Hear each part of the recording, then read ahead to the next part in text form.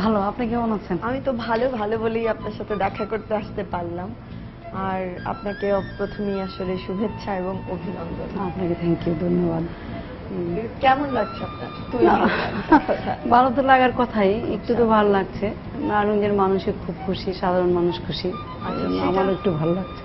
আপনার তো ভালো লাগছে, কিন্তু সাধারণ মানুষ অনেক খুশি হয়েছে, তাই তো? খুবই ভালো।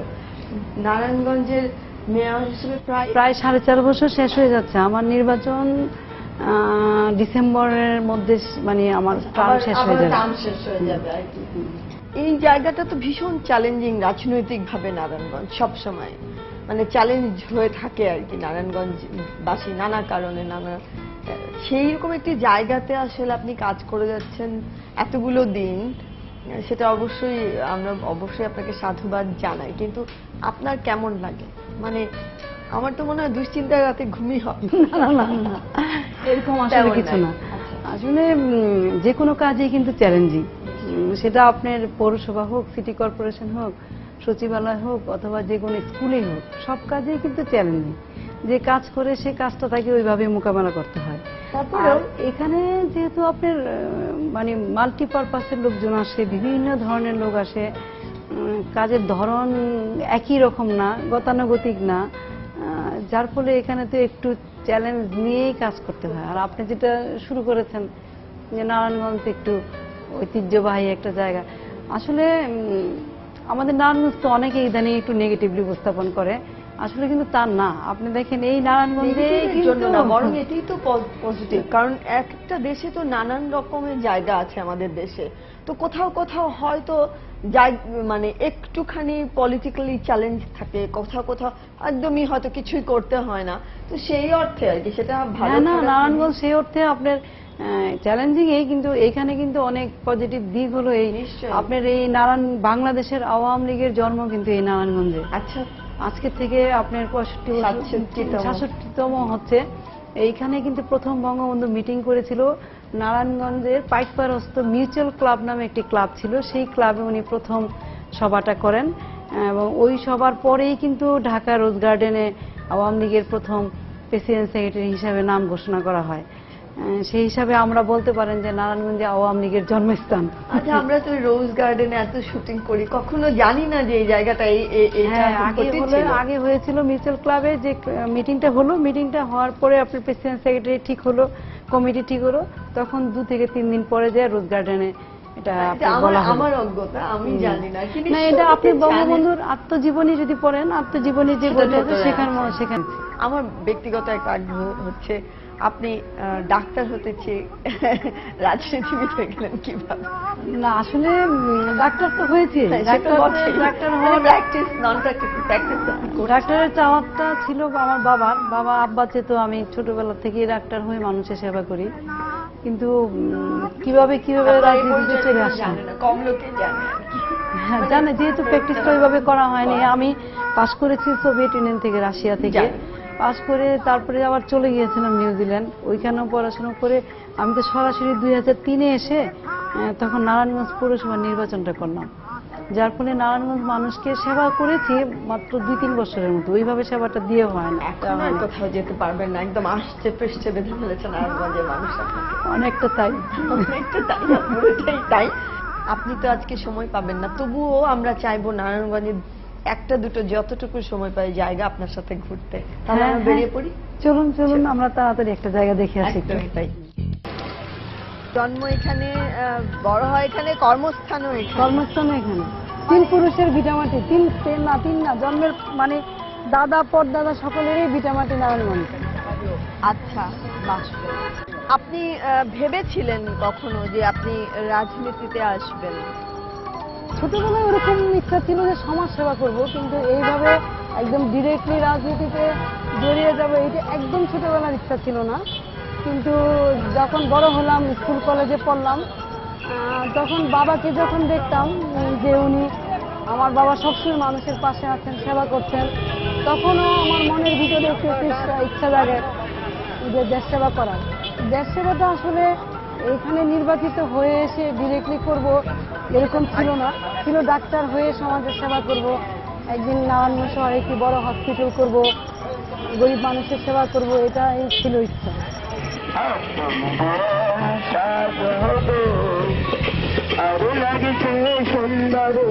মানুষের থাকেই কিন্তু না, অনেক মানুষেরই কিন্তু ছোটবেলায় থাকে যে সেটা দেশের সেবা করবে, কিন্তু সবাই আসলে একই রকম ভাবে সুযোগ পেয়ে ওঠে না বা করতে পারে না, বা লক্ষ্যটা তার সেইভাবে একই রকম স্থির থাকে না। তো সেই হিসেবে আপনি অবশ্যই লাকি যে একে তো আপনি ডাক্তার হয়েছিলেন, সেটাতেও করতে পারতেন, কিন্তু আবার যখন আপনি রাজনীতির সাথে যুক্ত হয়েছেন সেটা পরিসর আরো ব্যাপক, আরো অনেক বড়, এবং সেটি করছেন আপনি। তো এই এই নারায়ণগঞ্জের মানুষ, আপনি যখন প্রথম আসলে ওই অর্থে রাজনীতিতে আসেন তখন মানে সেই সময়টা কেমন ছিল, কত সাল ছিল, বা কি ভাবলেন, কি চিন্তা করেছিলেন, জায়গাটা কি ছিল? আসলে তখন আপনি 2003-এর অবস্থাটা একটু খুবই খারাপ ছিল। আপনি হয়তো মনে আছে কিনা জানি না, 2001-এ যখন আওয়ামী সরকারের মানে পরাজয় হলো 2001-এর নির্বাচনে, তখন কিন্তু সিচুয়েশনটা খুবই খারাপ ছিল সারা বাংলাদেশেই। অলমোস্ট আপনার অত্যাচার, নির্যাতন, নিপীড়ন ছিল, সংখ্যালঘুদের উপরে প্রচন্ড চাপ ছিল। ঠিক তদ্রূপভাবে নারায়ণগঞ্জেও কিন্তু আপনার আওয়ামী লীগের নেতাকর্মী, যুবলীগ, ছাত্রলীগ, আওয়ামী লীগ কেউই আপনার এই শহরের মধ্যে ছিল না, এবং ভয়াবহ একটা অবস্থা ছিল এই শহরটার মধ্যে। ঠিক ওই সময়ে 2002-এর শেষের দিকে ডিসেম্বরে আপনার নির্বাচন ঘোষণা করা হয় নারায়ণগঞ্জ পৌরসভা, এবং নারায়ণগঞ্জ পৌরসভা কিন্তু দীর্ঘ 16 বছর এখানে নির্বাচন হয়নি। একটি মামলা জড়িত কারণে আমার বাবা 84-তে 84-এ যখন মারা গেলেন নির্বাচন করতে পারার পরে, তখন থেকে 2003 পর্যন্ত নারায়ণগঞ্জ পৌরসভার কোনো নির্বাচন হয়নি।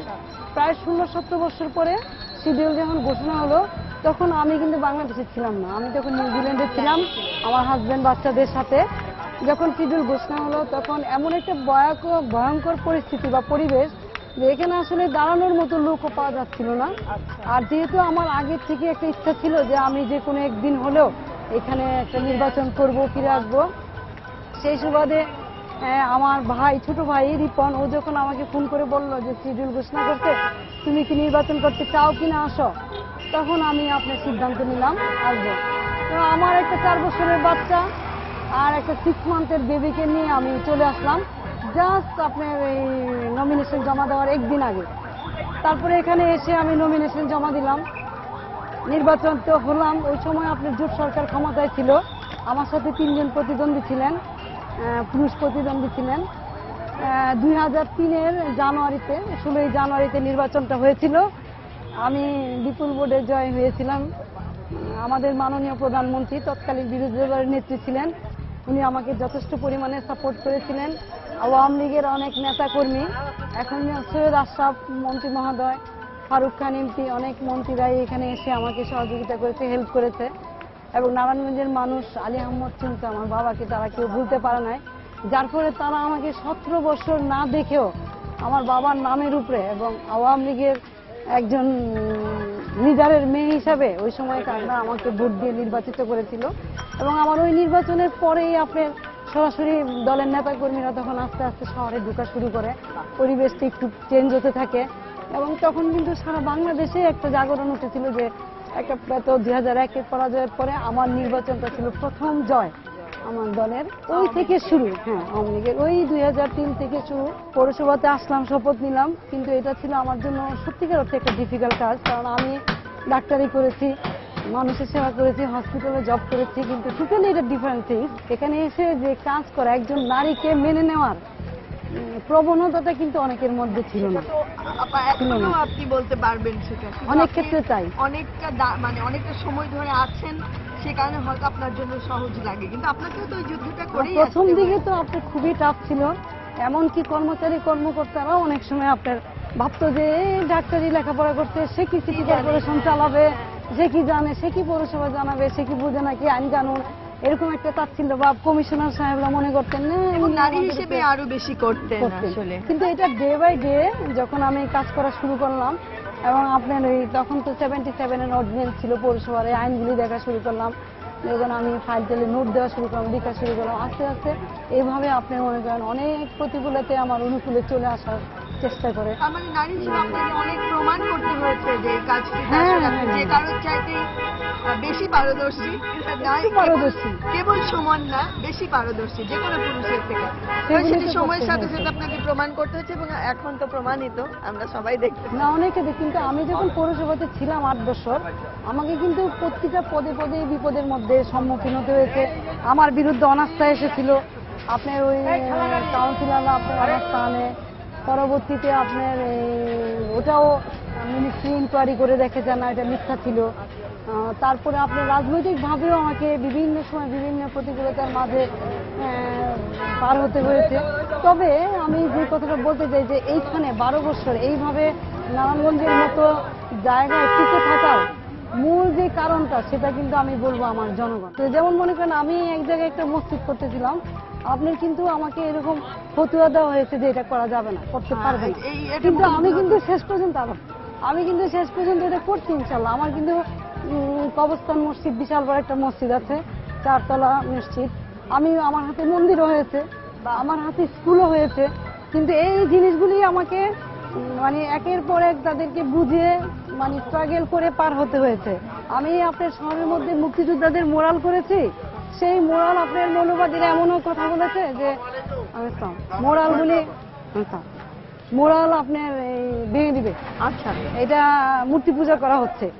ইভেন আপনার আমার বিরুদ্ধে তারা আপনার উকিল নোটিশও পাঠিয়েছে যে কেন আমি শহরের মধ্যে মূর্তি বানিয়েছি, কিন্তু আমার কিন্তু ভাস্কর্যগুলি সব মুক্তিযোদ্ধাদের, ওইখানেও কিন্তু আমাকে ফাইট করতে হয়েছে। এবং ওই ফাইট করেই আজকে একটা না, আমার শহরে অনেকগুলি মুক্তিযোদ্ধাদের মোরাল আছে, 71-এর দেওয়াল আছে যেখানে আপনার স্বাধীনতা যুদ্ধের ইতিকথা আছে।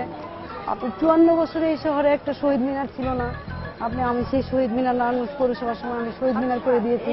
আমার বাবা যেটা সবসময় বলতো যে মানুষের মাঝে তুমি তোমার আল্লাহকে পাবা, কাঙ্ক্ষিত বস্তুকে পাবা, সুতরাং মানব সেবা ছাড়া দ্বিতীয় কোনো ভয় নাই। এবং এটা আমাদের একদম ছোটবেলাতে আমাদের সকল ভাই বোনকে আমার বাবা এই জিনিসটা শিক্ষা দিয়েছে যে মানবতার উপরে কোনো কথা নাই এবং মানব সেবার মাধ্যমেই তুমি আল্লাহকে পাবা, সুতরাং যেই ফর্মেই করো না কেন মানুষের কাছাকাছি থাকতে হবে।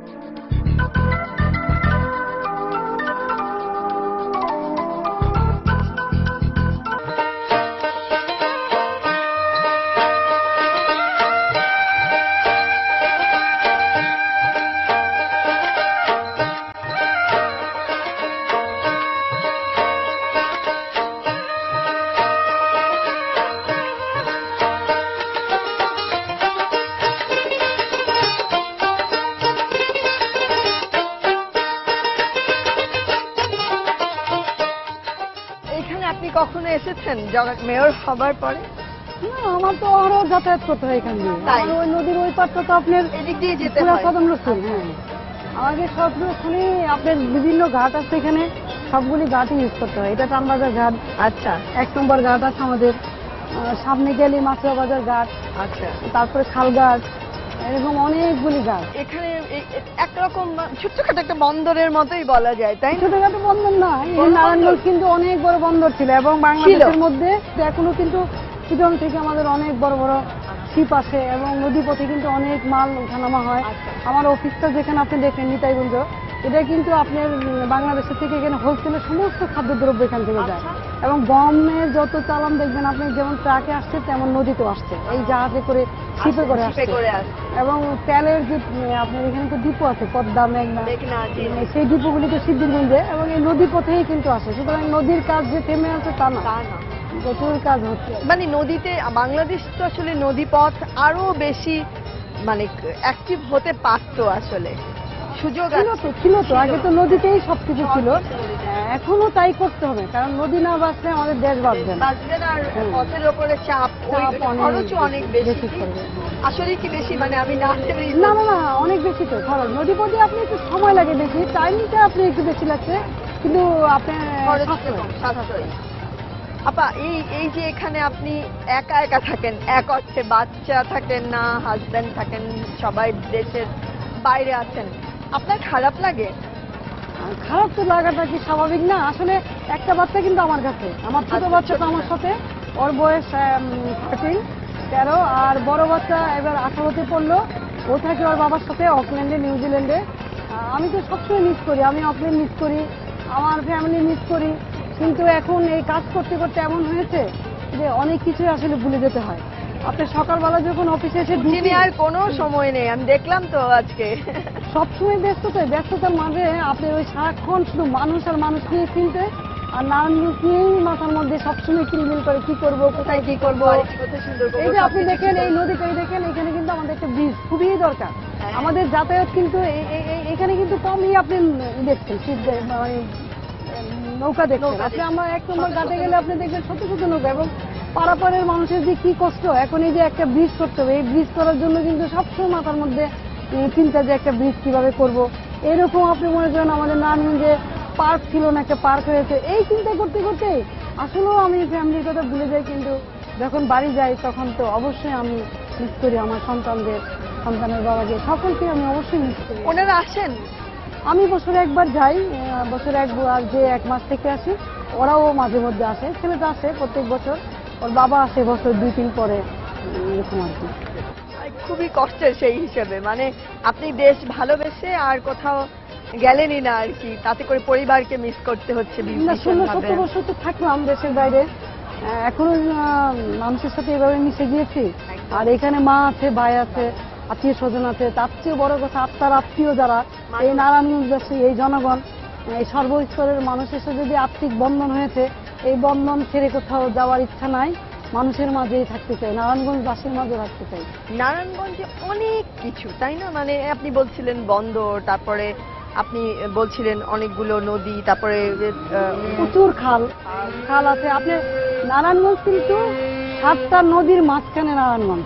একটু অন্য প্রশ্ন আমি জানতে চাই, যে আমরা শুনে থাকি যে নারায়ণগঞ্জে মাদকের প্রভাব অনেক, সেটা কি নদীপথের কারণে অনেক বেশি, অন্য কোথাও থেকে জিনিসপত্র ঢুকে যায়? না, নদীপথ দিয়ে মাদক ঢুকে তা ঠিক না, ঢুকে কম, কিন্তু আপনি রোড দিয়ে বেশি ঢুকে। চিটং রোডটা যেটা, এটা একদম মাদকের জন্য বিশাল বড় একটা স্পট। কারণ বিভিন্ন আপনার চিটং থেকে আসতেছে ওই যে বিভিন্ন রোড থেকে চিটং রোড দিয়ে উঠে, আমরা যেটাকে চিটং রোড বলে আর কি। নারায়ণগঞ্জ সিটি কর্পোরেশনের ভিতরেই কাশপুর ব্রিজ, যেটা কাশপুরের ব্রিজ দিয়ে, ওই রোডটা দিয়েই বেশি ঢুকে। ঢাকা মুন্সিগঞ্জ রোড দিয়ে অনেক বেশি ঢুকে। সুতরাং রোড দিয়েই বেশি ঢুকে। নদী পথ থেকে আপনার এই নারায়ণগঞ্জে মাদক বা নারায়ণগঞ্জ থেকে অন্য জায়গায় যে মাদকগুলি যায়, সেটা রোডের মাধ্যমে বেশি যায়, নদী পথে থেকে। কঠিন এই বিষয়টি, ভীষণ কঠিন এবং ভীষণ মানে কষ্টদায়ক, পীড়াদায়ক। এবং আমি বলবো আমাদের সকল প্রশাসনের এই ব্যর্থতা, যে কেন আমরা এই মাদককে রোধ করতে পারছি না। আমরা ভবিষ্যৎ প্রজন্মকে আমরা কোন দিকে ঠেলে দিচ্ছি, আমরা বলতে পারছি না কোন দিকে আমাদের ভবিষ্যৎ প্রজন্ম যাচ্ছে।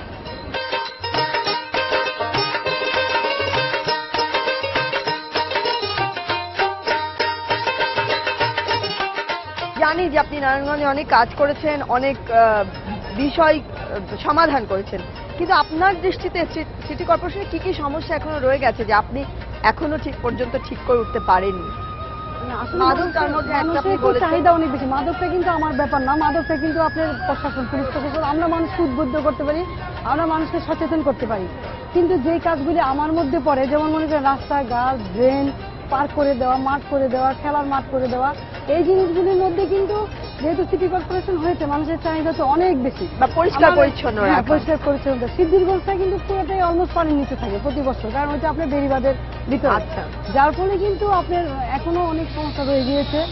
আমরা তারপরেও চেষ্টা করেছি, হয়তো আমি 50-60% কাজ করতে পেরেছি বিগত 4.5 বছরে। আমার আরো এখনো 4 মাস সময় আছে, আমরা অনেক টেন্ডার দিচ্ছি, কিন্তু প্রচুর কাজ বাকি রয়ে গেছে। এখন বলবো যে একটা নতুন সিটি কর্পোরেশন, এবং এটা 3টা পৌরসভা যুক্ত হয়েছে, মানুষের সমস্যা শেষ ছিল না। 16 বছর এখানে নির্বাচন হয় নাই, কদমগাছীতে 18 বছর নির্বাচন হয় নাই, সিদ্ধিরগঞ্জে কোনো নির্বাচনই হয় নাই, তো ওইভাবে কাজ হয় নাই। ছিলই না ওখানে অ্যাডমিনিস্ট্রেটর ছিল, অ্যাডমিনিস্ট্রেটররা তো সেভাবে জনপ্রতিনিধি বলতে আমরা ওইভাবে ছিল। এখন যেমন মানুষের অনেক চাহিদা, সাংস্কৃতিক জোটের চাহিদা আছে, খেলার মাঠের চাহিদা আছে, আপনার ব্রিজের চাহিদা আছে, একটা সুন্দর হোটেলের চাহিদা আছে। নানুর একটা ভালো হোটেল নাই, একটা ইউনিভার্সিটি, আমাদের একটা রণদা প্রসাদ ইউনিভার্সিটি আছে, কুমুদুনি করেছে, আমরা আরেকটা ইউনিভার্সিটি করতে চাই। আপনার নদীর ওই পার্কে আমরা যতগুলি পুকুর আছে, আমরা পুকুরগুলিকে প্রিজার্ভ করতে চাই, খালগুলিকে আমরা সৌন্দর্য বর্ধন করতে চাই। ইতিমধ্যে আমার নগরের একটা একদম যে দিক দিয়ে আমরা হেঁটে আসলাম, এই শহরের মাঝখানে একটা খাল আছে, বড় খাল, প্রায় 5 কিলোমিটারের উপরে। এই খালটা আমরা 250 কোটি টাকা ওয়ার্ল্ড ব্যাংকের সহযোগিতা আমরা খনন করছি, পুনরুদ্ধার করছি, নদীর সাথে শীতলক্ষার সাথে সংযোগ দিব। শীতলক্ষার পানিকে পরিষ্কার রাখতে চাই। সেটা সবচেয়ে গুরুত্বপূর্ণ, বিষয় হ্যাঁ। বটে। এই পানি কাজগুলো পরিষ্কার রাখতে পারছি না আমরা আসলে, বর্জ্য ফেলাচ্ছি। তারপরে আমার সবচেয়ে বড় প্রবলেম যেটা এই মুহূর্তে আমি যেটা ফেস করছি সেটা হলো আপনার সলিড ওয়েস্ট ম্যানেজমেন্ট, অর্থাৎ এই যে বর্জ্য আবর্জনা, এই আবর্জনাকে কোথায় রাখবো সেটার কোনো একটা ব্যবস্থা নেই। আমাদের একটা ল্যান্ডফিল নাই। আমরা এগুলিকে নিয়ে এখন খুবই হেফাজত অবস্থায় আছি, যে রাস্তাঘাটে এখনো ময়লা পড়ে থাকে, মানুষ তো এটা এখন আর পছন্দ করে না। আমরা জমি কিনতে চাচ্ছি, ওই জমিটা অ্যাকোয়ার করার জন্য আমাদের যে টাকার দরকার সেই টাকাটা আমাদের নাই, আমাদের ফাইন্যান্সিয়াল কিছু প্রবলেম আছে। আমি আবারও মেনশন করি, যেহেতু নতুন সিটি কর্পোরেশন, এখন আমাদের আস্তে আস্তে এগোতে হচ্ছে, টাকা পয়সা আমাদের অনেক কম, কিন্তু আশা করি যে ভবিষ্যতে পরে যারা আসবে নির্বাচিত হয়ে, যে আসুক না কেন, আমি তো ডেফিনেটলি নির্বাচন ইনশাল্লাহ করবো, পাবলিক যদি আমাকে ভোট দেয় আমি হয়তো ইলেকশন করবো। তো এই কাজগুলি তখন করতে হবে, কিন্তু চ্যালেঞ্জ কিন্তু থেমে নাই। এমন একটা জায়গা এখানে আপনার উন্নয়ন কাজগুলি চলমান, কিন্তু প্রতিদিনই আপনাকে বিভিন্ন ধরনের চ্যালেঞ্জের সম্মুখীন হচ্ছে, চ্যালেঞ্জের সম্মুখীন হতে হচ্ছে। অথবা মনে করেন ম্যাক্সিমাম কাজের পারপাসেই যাওয়া হয়, বা বাচ্চাকে নিয়ে হয়তো একটু বাইরে যাব, তখন হয়তো বাচ্চাকে নিয়ে ড্রাইভারকে নিয়ে চলে গেলাম। শপিং মল আছে, কিন্তু আসলে ওইভাবে শপিং করা হয় না আমার। আমি একটু ছোটবেলা থেকে এরকম শপিং এর প্রতি আমার আগ্রহ খুব কম। বোনরা যা কিনে এনে দিচ্ছে, ছোট বোনরা, ভাইয়ের বউ আছে।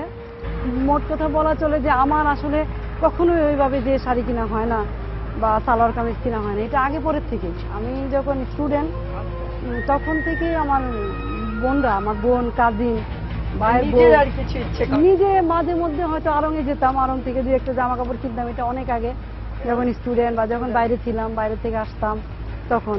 কিন্তু এখন বলা চলে একদমই খুব একটা যাওয়া মানে হয় না, যাওয়া হয় না, সময় হয় না, যাওয়া হয় না। আর আমি আমার নেচারটা আসলে শপিং এর প্রতি জানি কেন টানে না।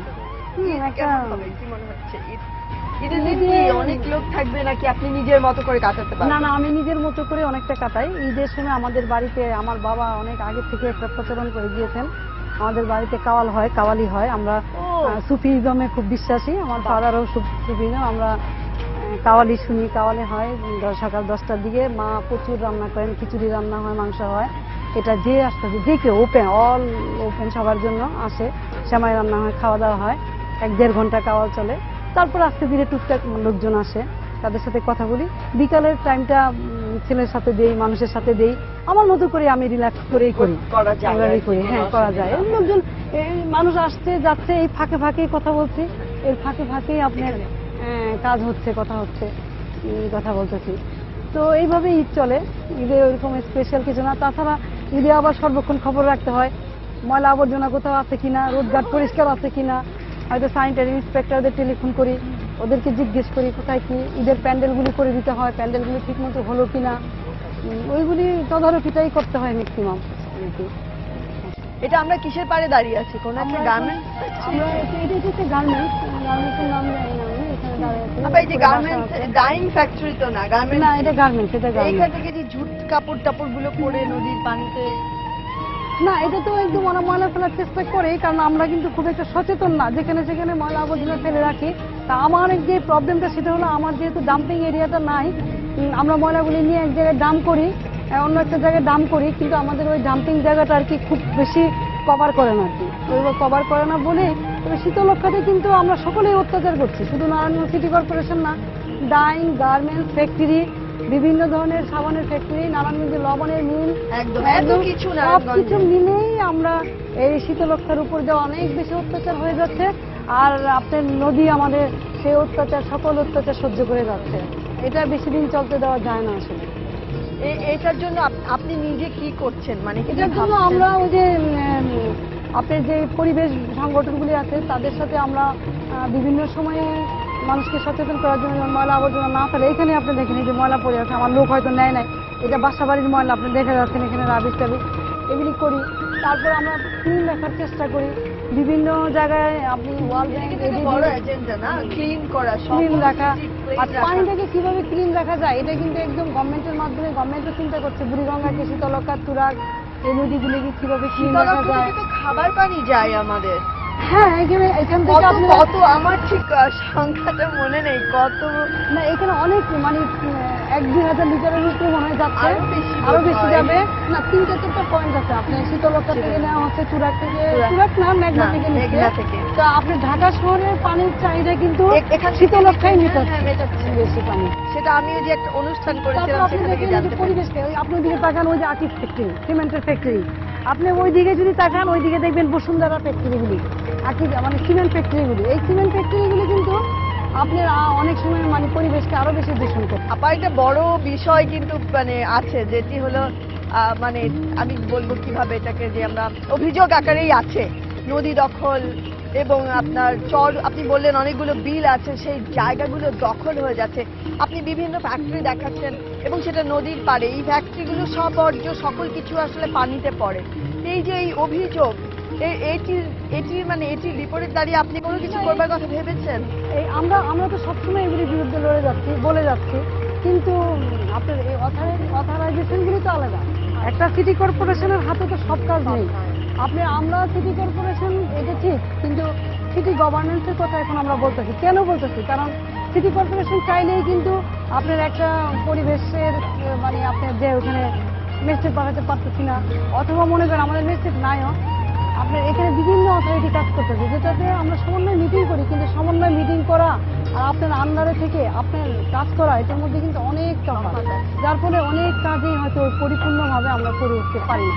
ভাই যে বালি নিয়ে এই অঞ্চল থেকে বালিও নেওয়া হয়, সেগুলো নিয়েও নানান অভিযোগ আছে, মানে খুবই দুর্লভ জায়গা। বালিমোহনী যারা দেয় আপনার ডিসি অফিস থেকে, আচ্ছা বালিমোহনী যারা ডিসি অফিস থেকে, ট্রাফিক বিভাগ দেখে আপনার এই যানজটটা দেখে ট্রাফিক পুলিশ ডিপার্টমেন্ট দেখে, এইরকম কিন্তু আমাদের সকল বিভাগের সমন্বয়টা নেই, তাই না? অনেক ক্ষেত্রে নেই। আমাদের এই যে ঈদ রোজা এগুলি আসতে, কুরবানি ঈদ আসলে হয়তো একটা মিটিং হচ্ছে, করা হচ্ছে, কিন্তু এটা যে সিস্টেমেটিক ওয়েতে সব দেশগুলিতে যেভাবে চলে, সিস্টেম ওয়েতে চলা, এই জিনিসগুলি হচ্ছে না। মানে এই সমন্বয়টুকু হওয়া খুব জরুরি, তাই তো আপা? অত্যন্ত জরুরি, এবং এর জন্য দরকার আমাদের সিটি গভর্নেন্স।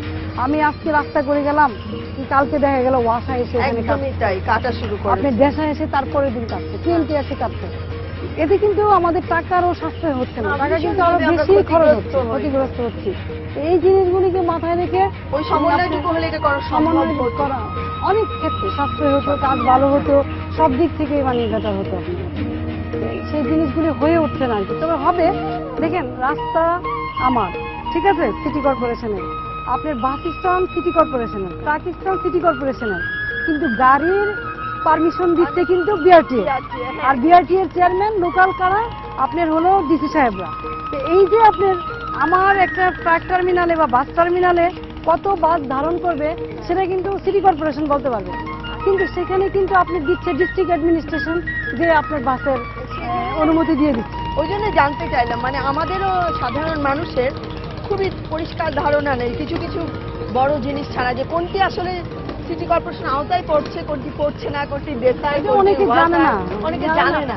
সকলেই সিটি কর্পোরেশনকে বকাবকি করে, সকলেই আপনার, যেহেতু আমরা আসলে নির্বাচিত প্রতিনিধি, ভোট চাই পাবলিকের কাছে, আমরা তো প্রশাসনকে বলতে পারি না, কিন্তু আমাদের জনপ্রতিনিধিকে তো আমাদের আসলে কমপ্লেন করার সুযোগ রয়েছে। এই জন্যই পাবলিকের সমস্ত আক্ষেপ আপনার ওই জনপ্রতিনিধিদের প্রতি।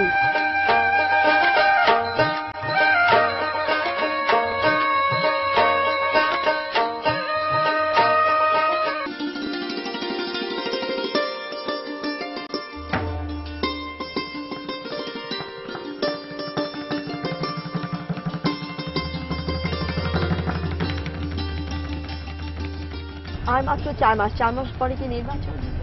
আমাদের টার্ম শেষ হয়ে যাবে ডিসেম্বরে, আমার ডিসেম্বরের 27 তারিখে আমাদের এই মেয়াদ শেষ হচ্ছে।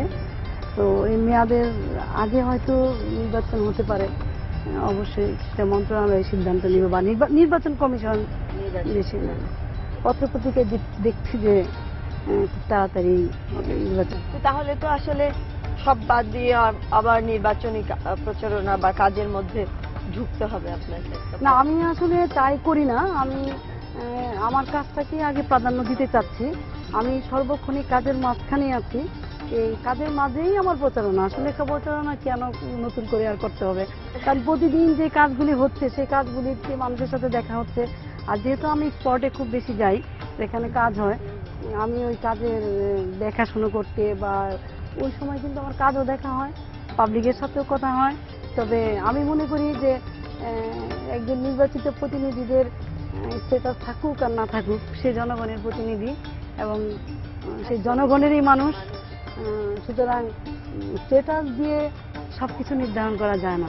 মানুষের ভালোবাসা সোজা যায়, মানুষের ভালোবাসা দিয়েই সবকিছু নির্ধারণ করা। অনেক বদলেছে, তাই না? বদলে গেছে, ফুটপাতে অনেক হকার বসা, অনেক মানে চেষ্টা করেও পারি না। যে ফুটপাতে হকার গুলো মানে অর্ধেকটা আরো বেশি করে রাখছে, শুধু মানে কারণ পথই তো পাওয়া যাচ্ছে না, সেই কারণে অর্ধেকের বেশি পথ দখল।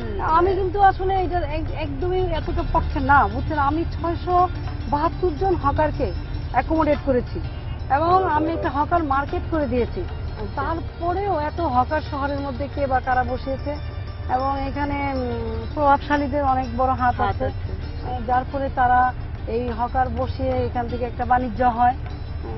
কিন্তু প্রতিদিন শহরটা যেভাবে নোংরা করে, পলিথিন যেভাবে ফেলে রেখে, এবং এই সকালবেলা আমাদের এই পরিচ্ছন্ন কর্মীদের শহর পরিষ্কার করে আবার বিকালবেলা এগুলি করা, একে তো যানজট, তার উপরে শহর পরিষ্কার পরিচ্ছন্নতা, মানুষের চাপ, এখানে 20-30 লক্ষ লোকের বসবাস।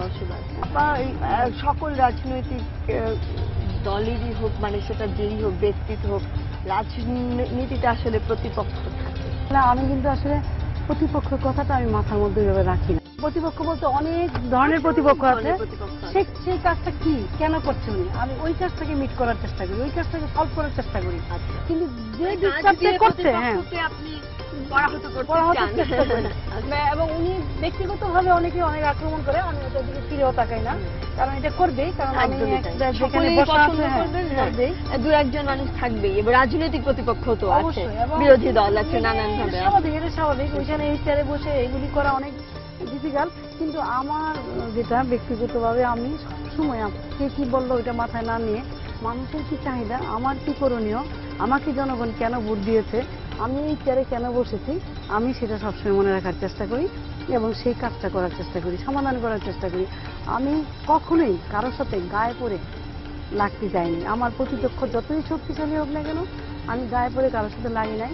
কিন্তু আমাকে যদি আপনি আঘাত করেন, আমার দাঁড়িয়ে থাকার জন্য আমার যতটুকু দরকার আমি ঠিক ততটুকুর মধ্যেই, কিন্তু আমি কারোর সাথে যে কোনো, আপনি বিরোধী দল বলেন, নিজের দলে বলেন বা যাকেই বলেন, কারোর সাথে আমার ওইভাবে ব্যক্তিগতভাবে আমি কারো সাথে লাগে। আমার বিরুদ্ধে অনেক কিছু হয়েছে, কুৎসা রটনা হয়েছে, দুর্নীতির অভিযোগ আনা হয়েছে, সারা শহর ফেস্টুন, বিকৃত ফেস্টুন দিয়ে সারা শহরকে, একজন নারীকে যে পরিমাণ অপমান করা যায়, একদম সর্বোচ্চ পর্যায়ে, মানে সর্বনিম্ন পর্যায়ে নিয়ে গেছে একজন নারীকে, একজন মাকে, একজন বোনকে।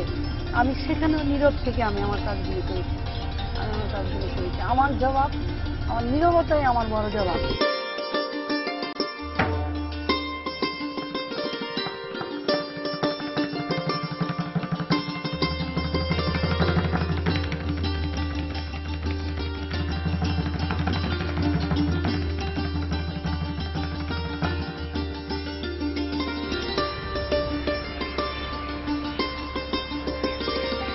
ভেতরটা চারু করা, তাই তো আপা?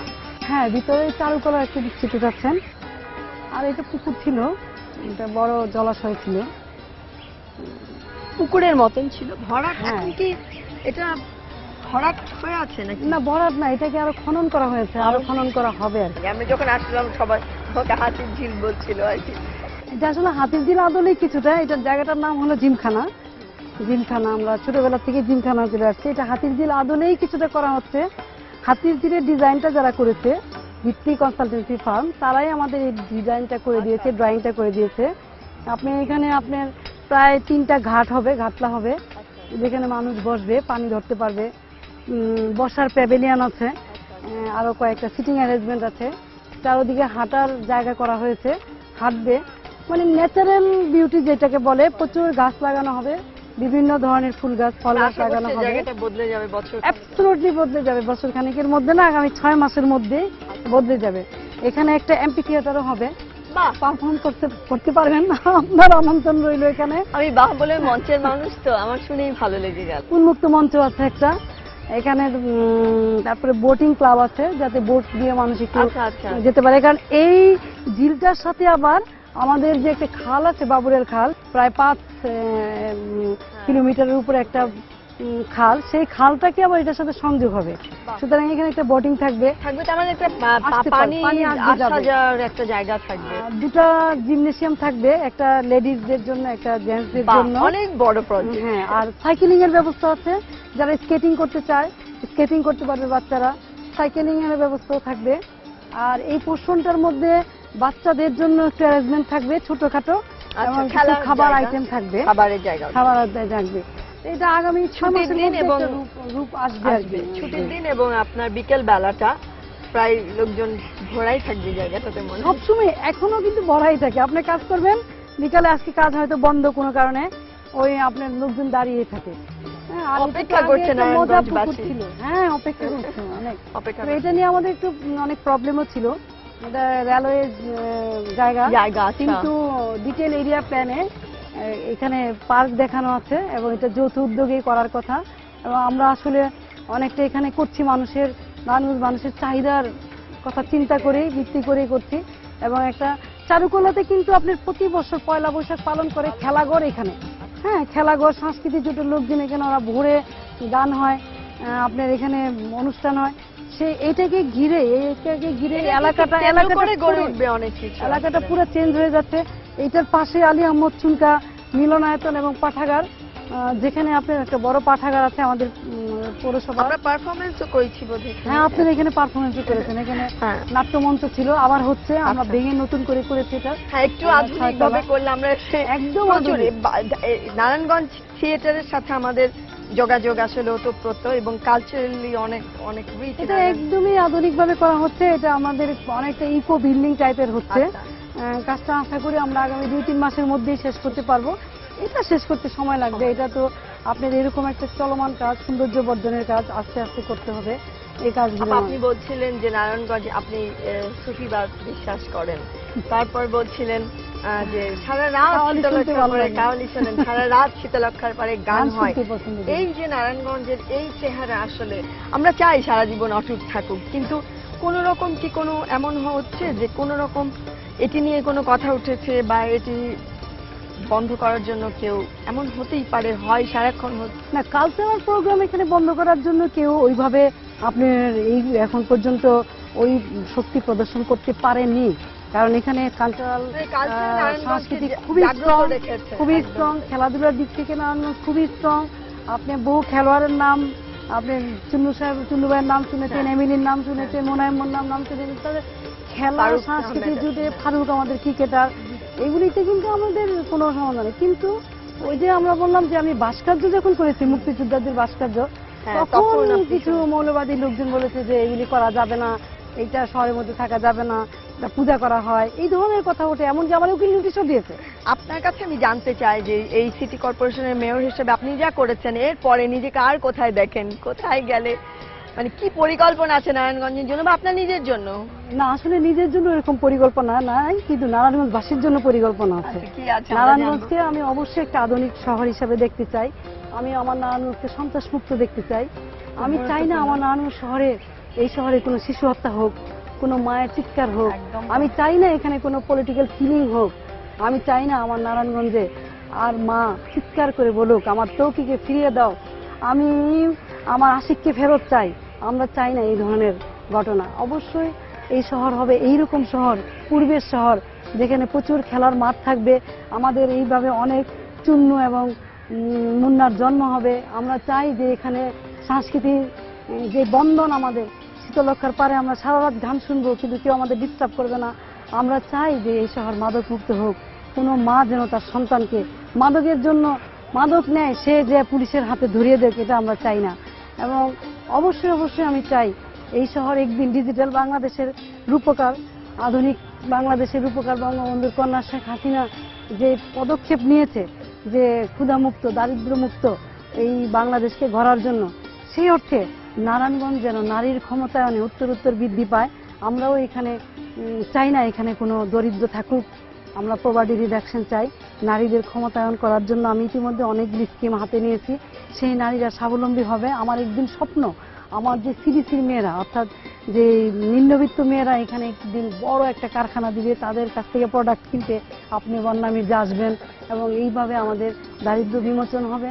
আমাদের যুব সমাজ পথ হারাবে না, পথ খুঁজে পাবে, খেলার মাঠগুলি সচল হবে, এবং সেই কাজগুলি যেন সিটি কর্পোরেশন করতে পারে। আমি যেন সকল মানুষের জন্য সমানভাবে কাজ করতে পারি। আমরা চাই আপনার স্বপ্ন সফল হোক, তার কারণ আপনার স্বপ্ন সফলের মধ্যে দিয়ে বাংলাদেশ সফলতার পথে এগোবে। অনেক ধন্যবাদ আপনাকে। ধন্যবাদ।